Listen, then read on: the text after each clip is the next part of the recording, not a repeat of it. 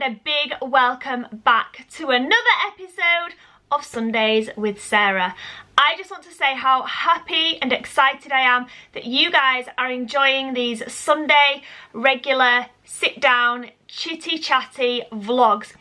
Like I've said previously, I love doing them so much, and it's so rewarding when I get to read so many amazing comments from you guys. This week has been hectic. If you are part of our IFAM and are on our main channel, the Ingham family, you will know that we have had a super duper busy week. However, I didn't want to let you guys down and not upload a Sunday with Sarah, just because I've only been doing it for this is the second one, and you guys are enjoying it so much, and I can't think of anything worse than letting you guys down. So I am still uploading.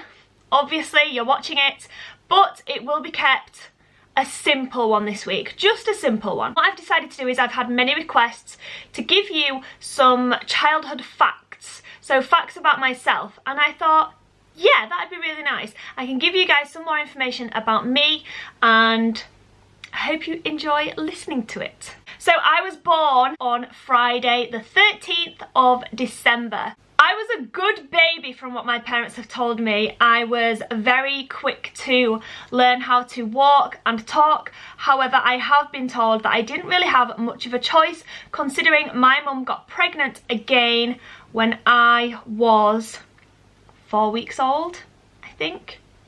I think I was about 4 weeks old, you guys. 28 little days. And my mum was pregnant again with my sister. Any adults watching this are probably sat doing this face right now. How is that even possible? But it was, and my little sister was born 9 months later on the 31st of October, so just over 9 months. She was born on the 31st of October, and we have so many similarities. I have said this in a vlog before, but just to really quickly, she was born on the 31st, 3-1. I was born on the 13th, 1-3. I was born on Friday the 13th, which is a spooky day. She was born on Halloween. I weighed £6.5, she weighed £5.6, and then I was born at 5 minutes to 6, and she was born at 6 minutes to 5, or something like that, and there's only 10 months between us. We are very similar. A lot of people say that we look like twins. We're kind of the same height, we're the same pretty much weight, we're the same shoe size. And it was very, very fun having a sister who was only 10 months younger than me. We did fight though. Not fight, because I was terrified of fighting. We did. My sister, on the other hand, she wasn't scared to get in there.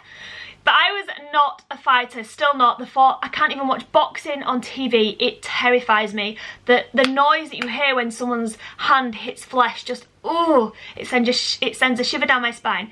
But what I mean is we did bicker a lot. Now, growing up was always fun when you have a little sister, but then, now, 14 months after my sister was born, my brother came into the world. So then there was 3. Me, my sister and my brother, and we all had a lovely, happy little family until I was 6. Think. Yeah, I was 6, and at that point in my life my mum and dad unfortunately broke up. They separated and went their own separate ways. My dad remarried his wife, and my mum remarried also, and for 16 years I lived with my mum, brother and sisters, and stepdad Peter. My mum had a child to Peter, James, which is my second brother, and my dad had 2 children with his wife, Lauren and Daniel, so they're my half brother and sister. Then a crazy, crazy event happened, but before I get to that, I'll just tell you a little bit about my childhood. I feel like I had a really, really, really great childhood. I don't feel like I suffered at all with anything other than one thing, and I always feel really, really guilty when I say this because my mum's not here anymore, and I kind of feel like I'm speaking badly of the dead, if that makes sense. That probably sounds really horrible, but I hate speaking about this now because my mum's not here anymore, and I don't want any sort of negativity to be brought to her name. So this is not like a negative thing about my mum, but it is something that I felt when growing up. My mum loved me. I know for a fact my mum loved me and my siblings. We know she did. We never felt like abused or neglected or anything like that. But she struggled, definitely, to tell us she loved us. She struggled with, I guess, emotion, and growing up, she was never a huggy mum, so never really like, we couldn't go over to her and be like, I love you, mum, and give her a hug, or she'd never come over to us and be like, I love you, Sarah, and give me a hug. And at the time when I was young, I don't think I really noticed that so much, and it was only when I had my own children that I realised, oh my gosh, I don't actually remember my mum ever tucking me into bed on a night or telling me that she loved me. Now, I am not slating my mum right now, and I know it might sound like I am, but I'm not. I know my mum loved me. Something really bad happened to her in childhood when she was 9 years old. She had a horrible experience with a man at 9 years old, and I'm obviously not going to go into that, but I honestly think that might have affected her and her emotions when she got older. So I don't feel like I'm speaking bad of her, because I know it wasn't her fault, and I know she did love me. She just, I guess, struggled to show it. That's basically what I'm trying to say. I'm not damaged by it at all. I know my mum loved me, and I have no issues whatsoever, as you guys already know, about telling my girls or Chris or anyone else that I love them to bits, and I do tell them literally multiple times a day. I think it is super important to tell people how much you love them as often as you possibly can. And I just want to add also that it's not that my mum never ever said she loved me. It was just extremely, extremely rare that she said it until she got ill. Obviously, she was worried when she got poorly with cancer, and in the space of June, July, August, September, October, November, the 6 months from finding out she had cancer to her actually passing away, in those 6 months she probably told me more times that she loved me than what she did in the previous 30 years of my life. Like I said though, I know she loved me. I know she did. I just think she had emotional block or something, kind of expressing how she felt. But that doesn't make her a bad person. I'm sure multiple people watching this maybe feel the same. Comment down below if you do, because you just need to, the reason I say these things, I don't have to kind of give you out this information, but the reason I do is because I like to be honest, I like to be truthful, and not every single minute part of my childhood was absolutely 100% perfect. Like I said, I'm not traumatized, I'm not like growing up thinking that I was hated or anything like that, but that was just the way my mum was. I was extremely close to my grandparents, my nana and granddad, and when I say close, I mean when I hit 16, I actually moved in with them for some time.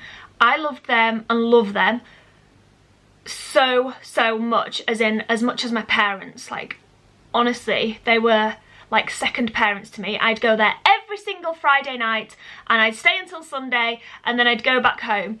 And then when I was 16, obviously, I did go and live with them for some time.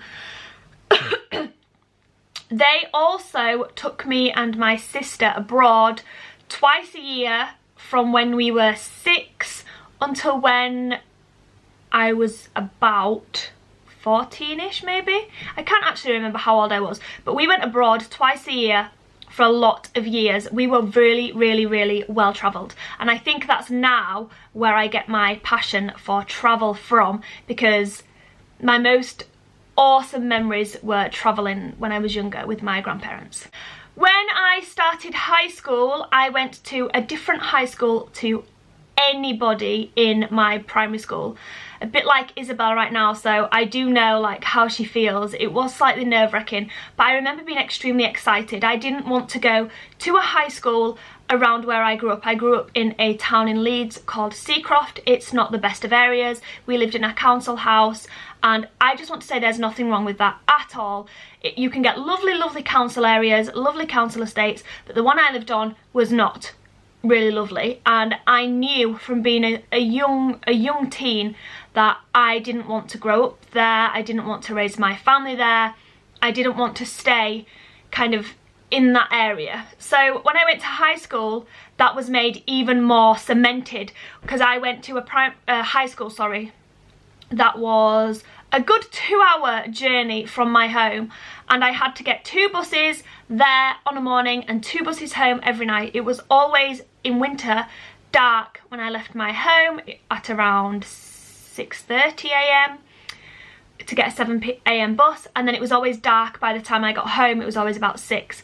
So I travelled far to school every day, but the reason I went to that school was because it specialised in acting, singing, music and dancing. So I did acting, music, singing and dancing instead of subjects like PE. I didn't do RE, I didn't do IT, all those until I got to GCSE level. We had to then study frantically for 2 years to take them for GCSE. But I didn't study those subjects from year 7 until I'm sure it was year 10. I'm sure it was year 10, and instead of doing those subjects, I would do singing, dancing, acting, drama. I wanted to be an actress. I wanted to be the biggest, the best. I wanted to be in all the shows. I just absolutely loved performing, and I still do, as you can probably tell. When I got to the age of 13, my mum had an ectopic pregnancy with Peter, my stepdad. They were both married by this point, and I remember being terrified. I literally thought my mum was going to die. She was rushed into hospital where her fallopian tube had burst, and it was quite a scary experience. I remember being at an acting class or a drama school in Alwoodley at that time, and yeah, it was really quite scary.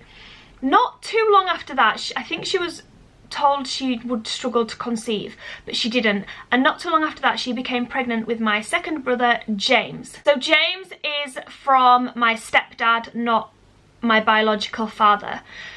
James was born, he was the cutest little blonde haired, blue-eyed baby boy, and I loved being mum to him. Literally loved it. I would change his nappy, feed him, he slept in my bedroom, and I literally loved him so much, and obviously still do love him. I'm saying loved him like I don't love him anymore. Obviously I still love him. Unfortunately, in 2009, I think it was 2009, when I had Esme, my mum and Peter, my stepdad, had, I guess, fallen out of love. They didn't love each other anymore. They weren't happy together, and they actually split up and divorced. Funnily enough, now this is the bizarre twist that I was telling you about. I don't think you can get more bizarre than this. My dad, my biological dad, at the same time split up with his wife. Now you guys know where this story's going, right? You guys know. I remember one day, my mum and dad, can I just say as well, they were childhood sweethearts. They'd been together since they were teenagers. They were the only ever person that they'd been with, their first ever boyfriend and their first ever love and all that sweet mushy things, and they'd always stayed friends. So throughout the 16 years that they were both remarried, they'd always stayed friends. They were always civil for our sake. 16 years later, I remember calling up my mum and my dad answering, and I was, Dad? Dad? Wait a minute. Checking the number. Dad? And my dad just said the most cheesy line. I can't even remember exactly his words, but it was something along the lines of, I'm back! And I was like, what? After 16 years, in 2009, my mum and dad rekindled their romance and got back together.